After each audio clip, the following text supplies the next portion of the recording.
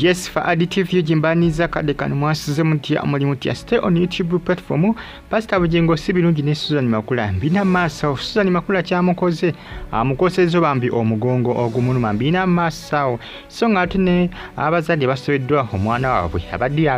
yalwala typhoid abadde yalongoseddwa nga sajjale yatambudde bulungi naye ate kati baba ebintu baba byononese ate essaawa zino bagamba nti the family could not manage it properly. It now escalated to busted abdomen.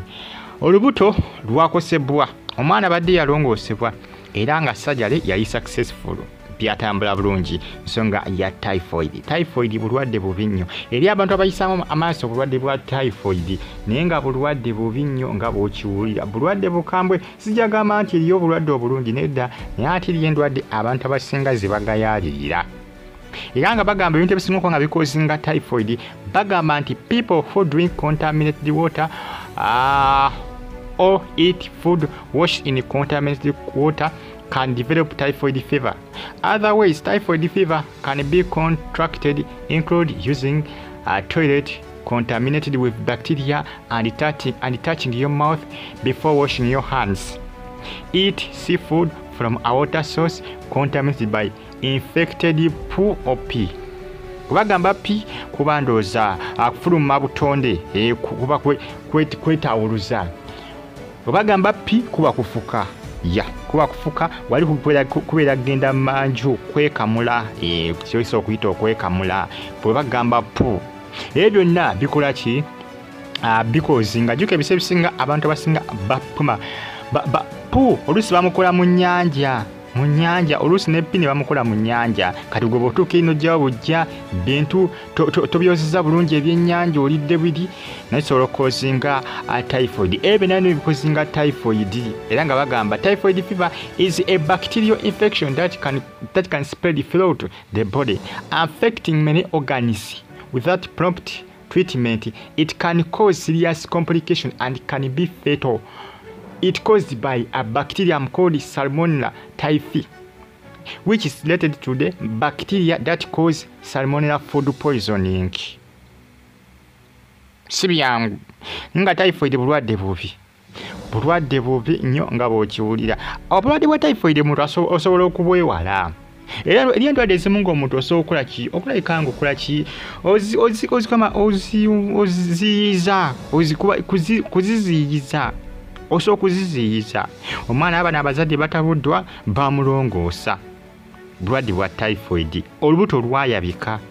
ndowooza bali bamulongoosezza ndowooza ate baagalamuko mu kumulabirira olubuto ne lwabika lengera omwana essaawa zino bwafaanana ono omwana kati yasigaddeko ssaala za Katonda bulwadde bwa typhoid era abantu abagayalirira mu ndwadde nga zino eza typhoid abantu nga amazzi banywa mabisi ebisa singa osobola okuganywa n'ogamba nti ffe twamanyira amabisi nga tebunnaba kukuluma endwadde gye ziri bagitafa additive gi subscribe atonyigene kade ka bacteria bakayita salmonella typhi salmonella typhi eringa bacterium ke kawuka akakozenga typhoid. Subscribe atonyigene kade fa additive gi yonga vudde ngensikosa dizeno essasi lyanjuzizza omugongo Makuula Suzan Makuula essasi lyawuzizza Pastor Bugingo abasinga beebuuza naye Pastor Bugingo ali biki bw'agamba nti essasi lyamuzizza omugongo lengera omukazi bwamukwata bagamba nti naye Suzan Makuula kati omukulu tomulumye omugongo amasasi we gaayise bannange bannange Pastor Bugingo bamuli bubi January agenda kumuwuliramu. January tamutandise bulungi era January waategendeze nnyo Pastor Bugingo ayinza okumalako January nga ya trendinga yekka kubanga abaana buli omu amutaddeko focus bangi nnyo nga bw'okiwulira buli omu amaaso agatadde ku ye buli omu ebirowoozo byonna bitadde ku ye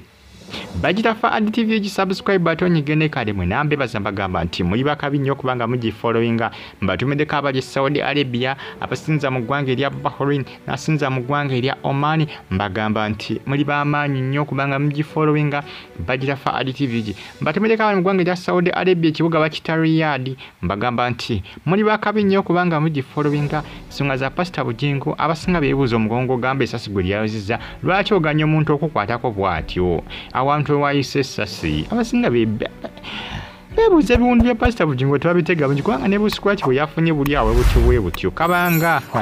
akati bwe kanakukolobola oba ssenyenge bw'anakukolobola bwe buwundu bwe yafunye bwe bayise bu scratches bwamukonyeeko oba obukolobojje obukolobole scratches abamu balina engeri gye bakyogeramu mu lulimi Oluganda mbabita bukolobojjo ababita obukolobole kugamba munange byebyo Pastor Bugingo abaana batyamutaddeko akazito bakyamutaddeko nnyo focus ey'amaanyi ku nsonga ezo zonna zeyayogedde ne statement zeyakoze n'omugongo gwennyini Makuula gukwatako nga bw'ayagadde n'agutegatega olwedde nga gwayiseeko essasi abasinga beebuuza nti nakwate wayise essasi bw'atyo nga tokuba ku nduulu kituufu essasi lyakuyiseewo oba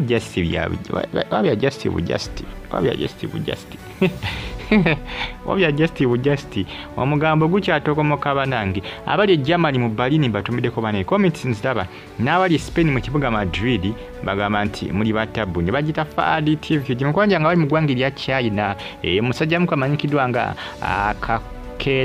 Kaketo John Bosco ali mu ggwanga erya China kutumiddeko olwekubanga ofollowinga Faad TV gimbani updates ezina value ndowooza olengera munange Makuula ng'akuttewo ewali Pastor Bugingo omugongo kugamba Pastor Bugingo bamutaddeko nnyo focus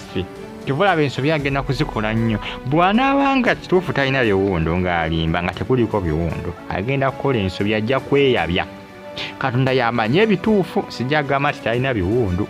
kubanga Katonda yalaba buli bwamu era Katonda yalabye buli kimu ekyakoze buli kimu ekyabaddewo kati ffeffe abali no just aba ku social media tumala googera naye Katonda yamanyi ekituufu amazima tegeekweka Pastor Bugingo akwikirika bali nyongo omugambo gukyatokomoka ku social media mbeebaza mbagamba nti muli bamaanyi nnyo kubanga mufollowinga bagita Faad TV omugongo gwa Pastor Bugingo abaana ku social media nago bagutaddeko focus naye Suzan Makuula kati omukulu tomulumya omugongo amasasi we gayise bannange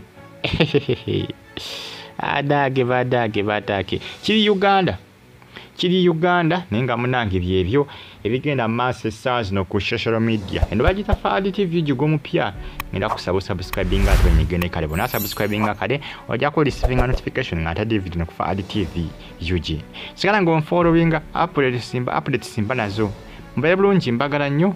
mweraba